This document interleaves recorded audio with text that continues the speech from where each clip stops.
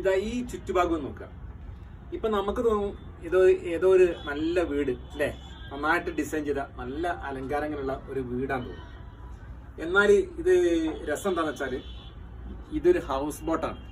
ഇപ്പൊ ഈ ചുറ്റുഭാഗം ഒന്നും കണ്ടാൽ നമുക്ക് അത് തോന്നില്ല, ഹൗസ് ബോട്ടാന്ന് തോന്നില്ല. അപ്പോൾ ദാൽ തടാകത്തിലെ ഹൗസ് ബോട്ടിലാണ് ഇപ്പം നിൽക്കുന്നത്. ഇപ്പോൾ ഇതാ ഇതിന്റെ കംപ്ലീറ്റ് ഡെക്കറേഷൻസ് നോക്കാം.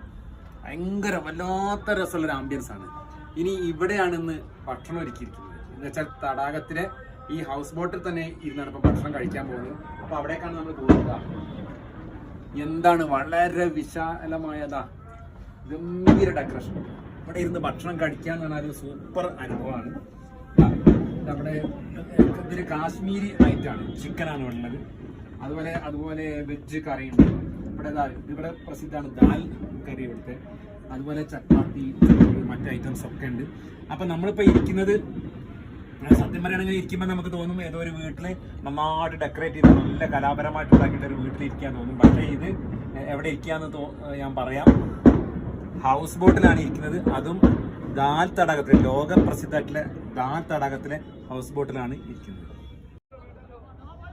ഇത് ദാൽ ലേക്ക്, അതുപോലെ നമ്മൾ നിന്ന ഹൗസ് ബോട്ടിന്റെ മുൻഭാഗമാണിത്.